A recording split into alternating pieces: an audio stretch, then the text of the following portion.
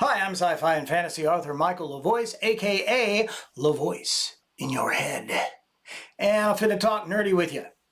Been covering a lot of IPs that matter to me. The IPs that I think should be passed down in one way or another to my kids and hopefully on to their kids after that. There's a lot of reasons for that I covered way back at the start of this series, and we're just going to keep forging on. We're going to move into some television and film and book properties that kind of cover all of the gamut here.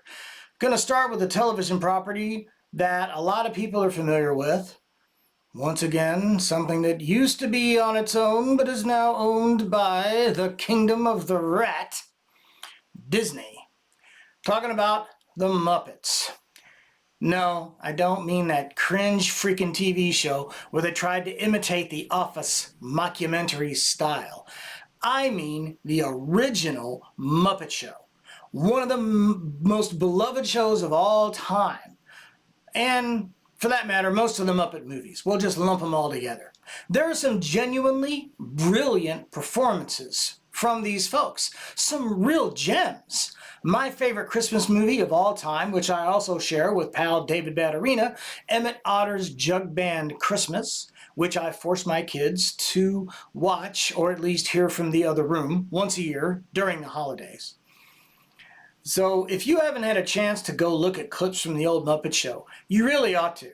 I mean, there was stuff on this show, everything from a specially created Muppet from when Vincent Price was a guest star on the show, because that was the cool bit. You had a 70s era celebrity, either an actor or a musician or other sort of performer, on the show as like a guest host, kind of like they do on Saturday Night Live, every week on the Muppet Show. Everybody from Paul Williams to Vincent Price to Paul Simon. Twiggy was on there once, I think. Just go check the show out. You can find the clips on YouTube, and it's probably on a repository somewhere on the intertubes or the web space, the YouTubes, as the kids say. No, sorry, that's the old folks. What am I thinking? That's me. Moving on. Lord of the Rings, books and films. Now, why didn't I mention The Hobbit? Well, as far as the films go, I love Martin Freeman dearly and his performance, but as a guy that's read The Hobbit more than once, there were just too many liberties taken with that story, too many deviations from the source material, and I have to consider those films as kind of a separate pocket universe to enjoy them.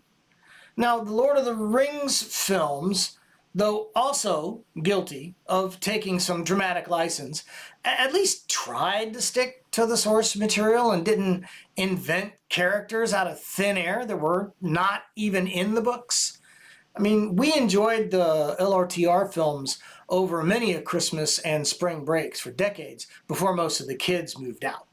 So they do hold a very special place in our hearts. In fact, one of the things that a lot of my kids ask when they come back to visit for the holidays is, when are we watching Lord of the Rings? So, kind of chokes me up.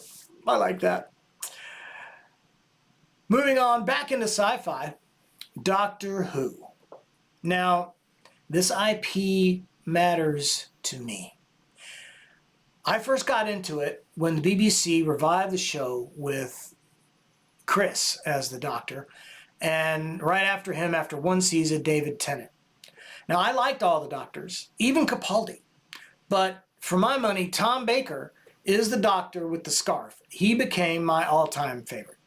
Not crazy about the recent retconning that went on, but hey, I'm not in charge of the IP, and they didn't ask me.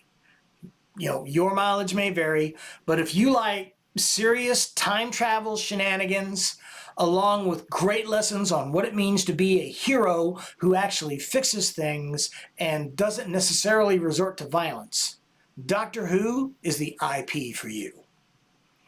Speaking of YA things to get kids into, here's a book series that hopefully will one day be optioned as a film. The Ranger's Apprentice series by John Flanagan and the Redwall series by Brian Jakes.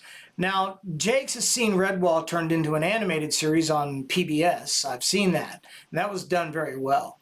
Now, these are two of the best young adult series of all time. I read them aloud to some of my kids when they were younger. They're lots of fun, lots of great characters, lessons on heroism, no matter your size or species. You should definitely check them out. And check me out next time when I get to be LaVoice in your head.